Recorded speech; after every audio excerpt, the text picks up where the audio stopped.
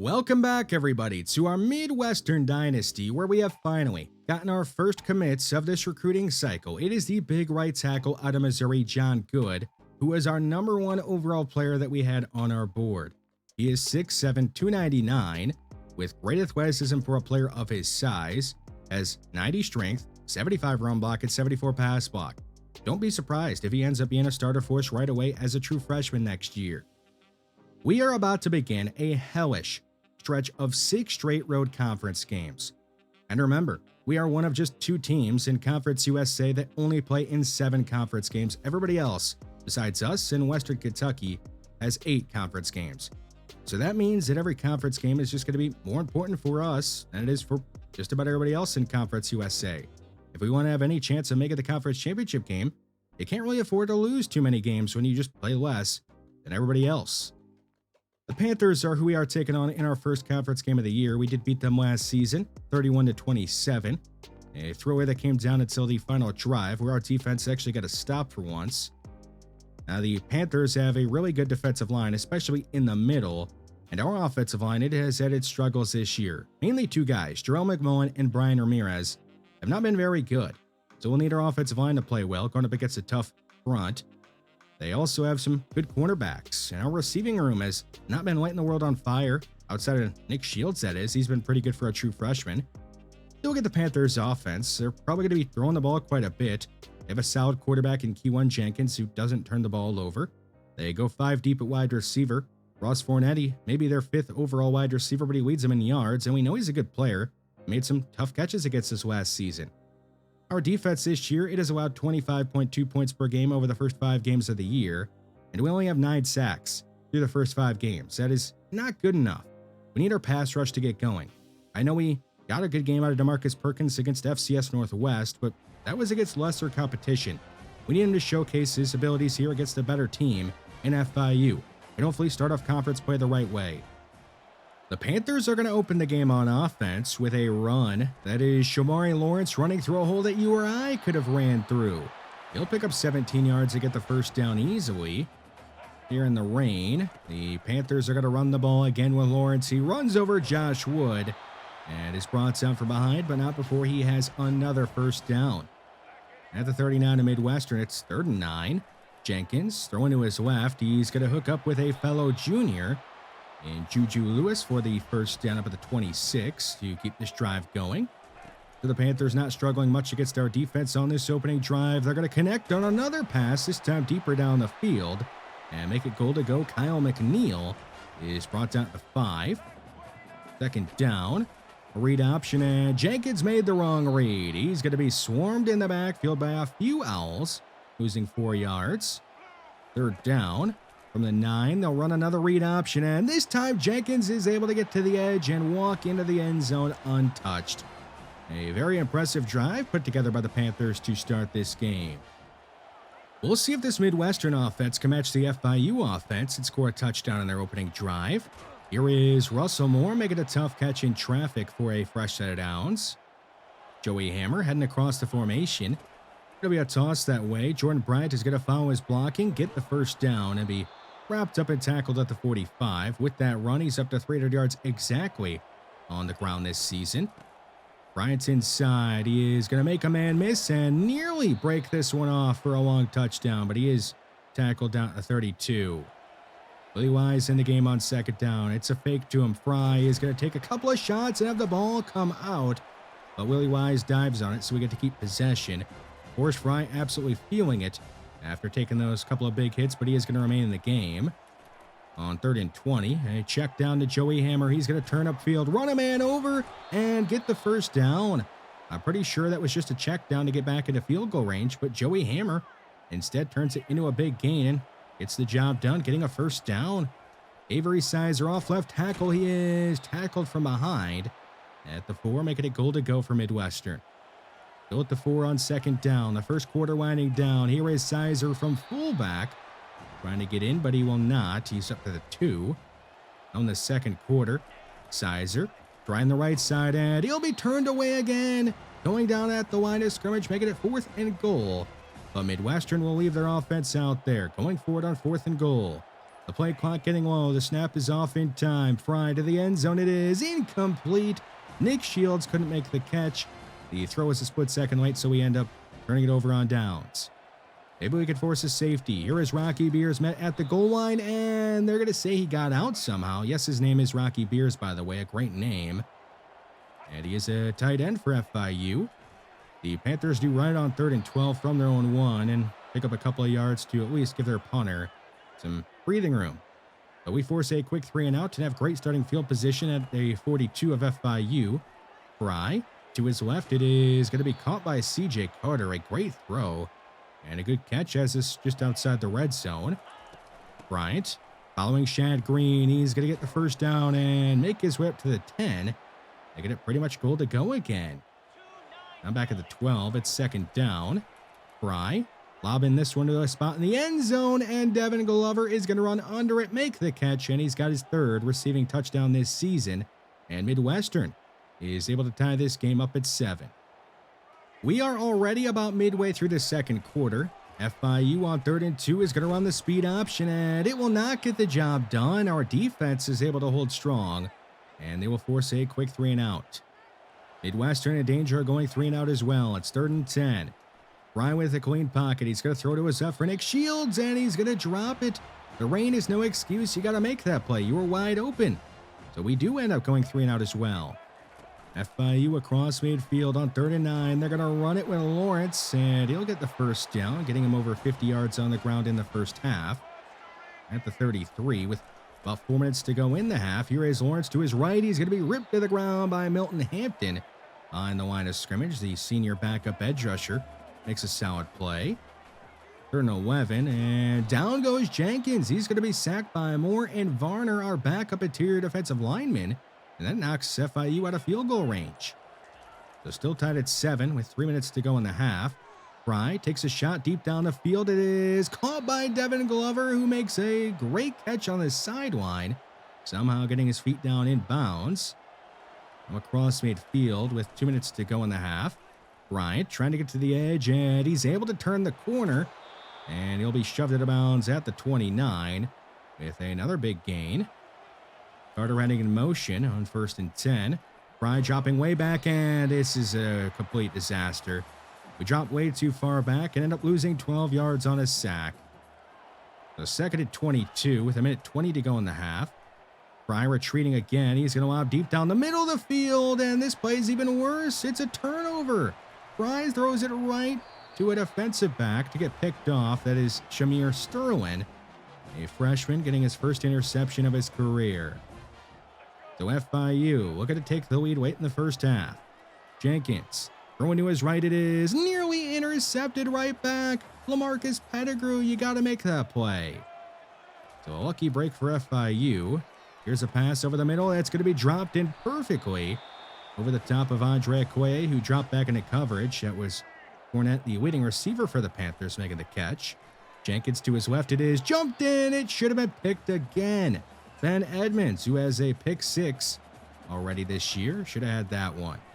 3rd down. Jenkins into traffic. It is incomplete. Max King delivers a big shot on Fournette to knock the ball out, and FIU, not in field goal range, would end up punting it away.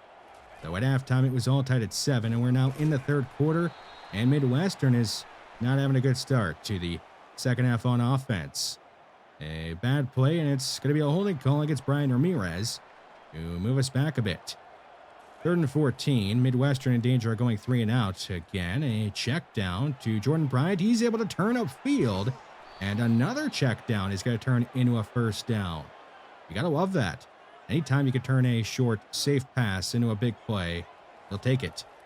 3rd and 8, Fry. It's Devin Glover over the middle. He gets a block from George Barr, the true freshman wide receiver, and Glover is down at 30 of FIU.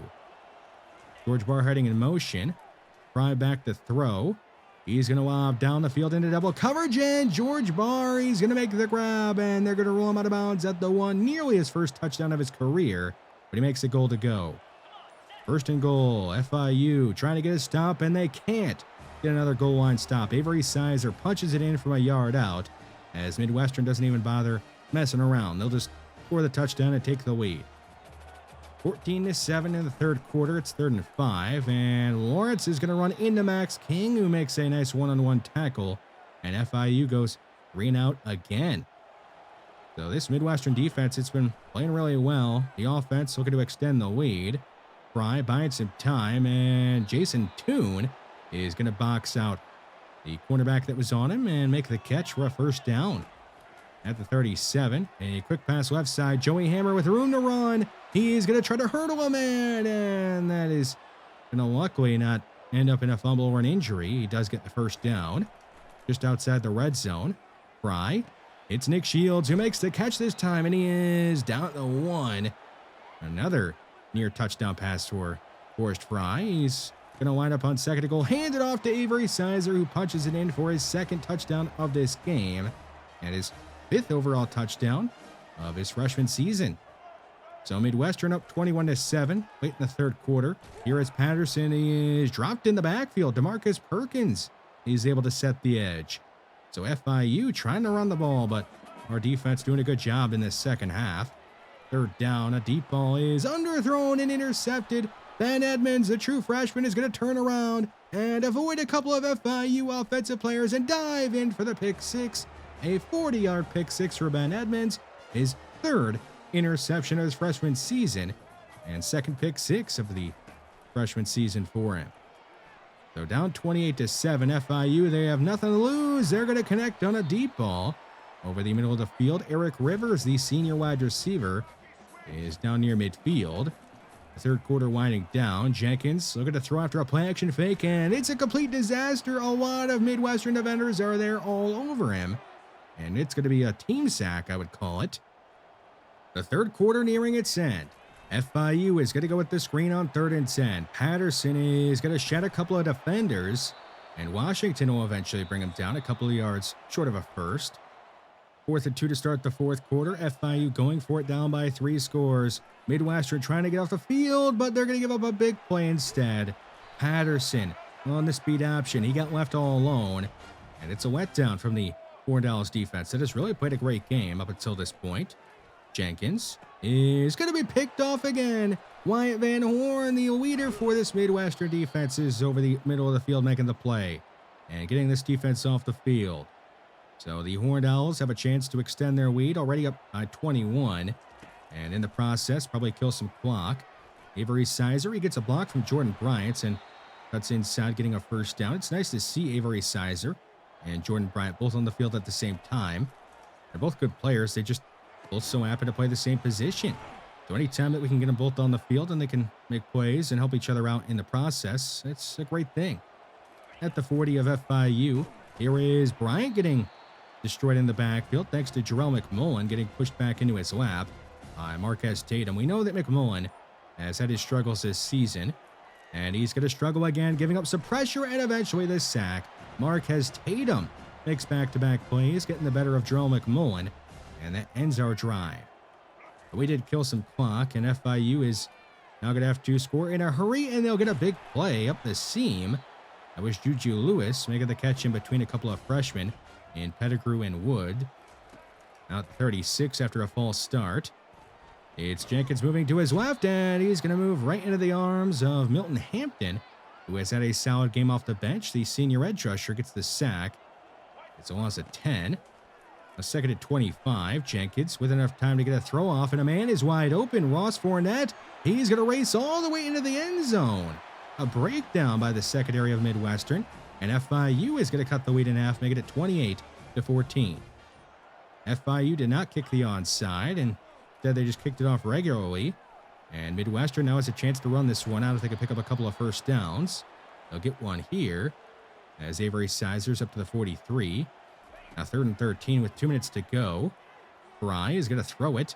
Bryant will make the catch, and he's going to put on a move, spinning out 2 Panthers defenders, and he's going to go down at the 23, and FIU will have to start using their timeouts if they want to get this ball back. A great play by Jordan Bryant.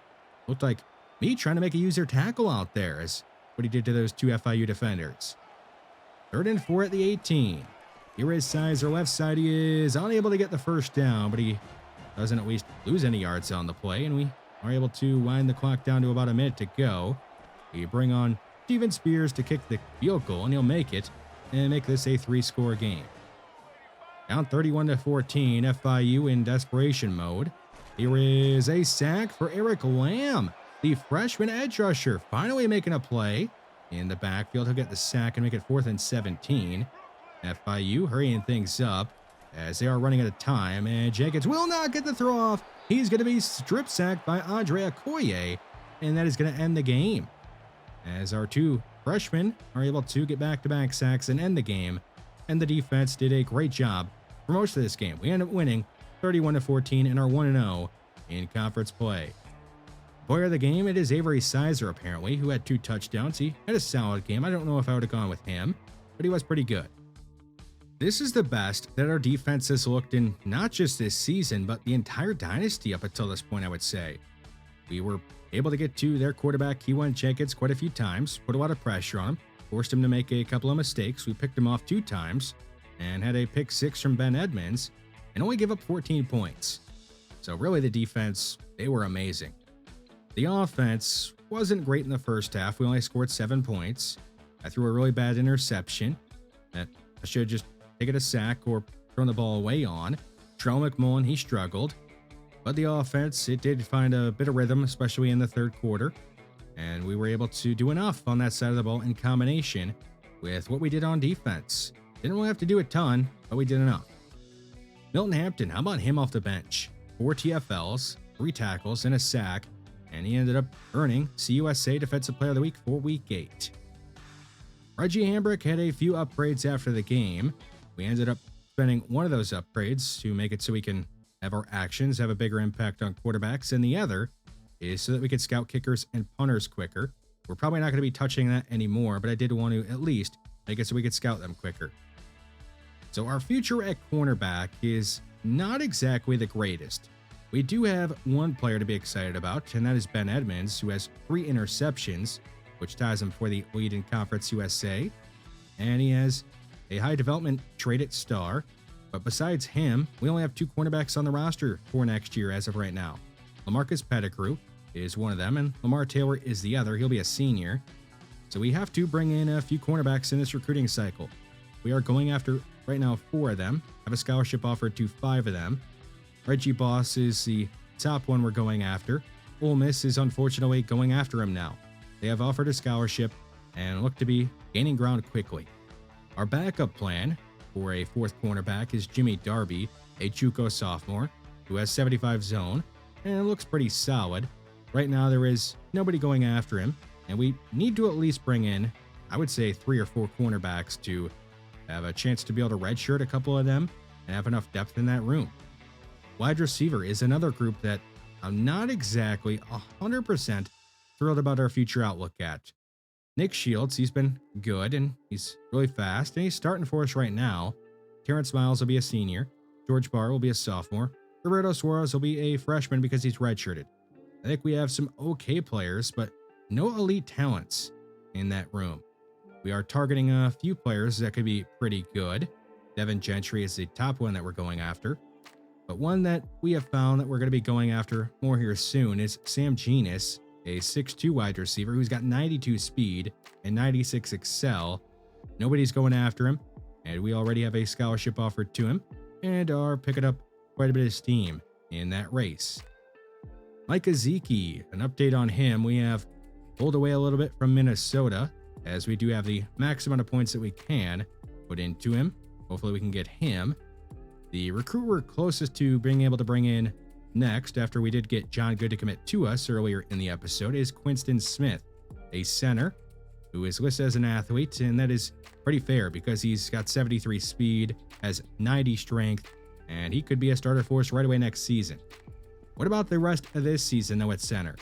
Terrell McMullen has struggled, and I think we have seen enough of him. So we are going to be putting him on the bench. He could always come back and be our starter if things do not go well with Gary Cook. Now, Gary Cook is not as strong, so he might be getting put on his butt quite a bit, but I'm just hoping it's not as many brain farts out of him as we have seen out of McMullen. We have gotten our record back to 500 at 3-3 and have a chance to get to 4-3 if we could beat Sam Houston, who is 4-3 right now with a 1-2 conference record. This should be a good test for us because Sam Houston, They did go to the conference championship game last year, but lost to Liberty. With the ball at midfield on 3rd and 3, we are going to run the ball the opposite way of the blitz, and it would work out well. Jordan Bryant would get loose, eventually get chased down, and tackled from behind at the 19. So a chance to take an early lead. It was 3rd and 6 at the 15. Unfortunately, both of our tackles would lose their blocks up front, and the pass would be incomplete, so we had to kick a field goal on 4th down. Trailing 3-0, Sam Houston. Their first play on offense would be a big one. Their running back, John Gentry, would break off his longest run of the season up until this point. The only question is, would it be a touchdown? It would not, as John Gentry picks up 68 yards, but Max King saves a touchdown. On 3rd and 10, they would stick with the run, a draw that would not work. John Gentry would be tackled behind the line by Edward Reed, so Sam Houston had to kick a field goal of their own. All tied at 3 late in the first quarter. The Bearcats look at a strike and take the lead, and they are going to. On a 34-yard touchdown on 3rd and 1, Byron Washington gets torched on 3rd down by Tim Rials to get the Bearcats the lead. 1st and 19 back at their own 9 because of a holding call, and the offensive line is going to let down Fry again as he gets sacked in the end zone by Chris Murray, his 9th sack of the season. So up 12-3, the Bearcats had the ball because of the safety after we had to punt to them. And on 3rd and 7, they will hit another long touchdown. Tim Rials again is going to torch Byron Washington to extend the lead. 3rd and 6 at the 31. We are down by 16. Fry is going to slide to his left, fire over the middle, and be picked off. It wasn't really a bad read. It was just a late throw because it was actually open had they made the throw a bit sooner. But a minute late, and it got picked off. And the Bearcats, looking to make us pay for that, had the ball across midfield. Another 3rd and 7, and it's going to be another long touchdown. Byron Washington having a rough game, as is really the entire team. Tim Rials gets his 3rd touchdown of the first half, and the Bearcats go up 26-3. Late in the first half, we had a chance to score a touchdown on 1st and goal from the 1, and we would at least do that. Forrest Fry would run in his 3rd touchdown of the season, and that would at least give us a chance to maybe make a comeback in the second half. 26-10 in the 3rd quarter, 4th and 10 from the 34 of the Bearcats. We would go for it, and we would not get it. A drop by Jordan Bryant. That would really be our last chance to get back in the game because the Bearcats, they would blow us out and pour it on, going up 43-10. We put in some backups in the game, including a true freshman quarterback in Jordan Jones, who would showcase his lack of arm strength as he would throw an interception. That is really the main thing that is holding him back, and I wanted to see if he could make a throw down the field, but he really couldn't. We end up getting blown out and lose 43-10, and go from our best performance of the year to our worst. Really a tale of 2 completely different games. The defense, it was miserably bad in this one. We gave up 230 yards on the ground. 200 of those yards were for John Gentry, who ran all over us. We also gave up a lot of long touchdown passes, especially on 3rd down. Byron Washington, he got smoked for 3 of them. And then you also got to factor in how bad the offense was. They didn't help out the defense. Brian Ramirez was bad. He gave up a couple of sacks, got called for multiple holding penalties. If you're wondering, we don't really have a backup that could replace him that's any good. So we're kind of stuck with him. We did turn the ball over a couple of times, and the ground game wasn't very good. We could have ran the ball more, but I don't think it would have really mattered. This just was not our game. We end up losing and are back under 500 and still have 4 more games to go on this hell streak of 6 straight road games in conference. Hopefully we can flush that performance and move on and get some revenge against Jacksonville State, who beat us in pretty ugly come-from-behind fashion last year. If you guys are enjoying this series, let me know down below. Like this video to help the series out, and subscribe to the channel if you have not already. Thanks for watching this one, and I will see you in the next one.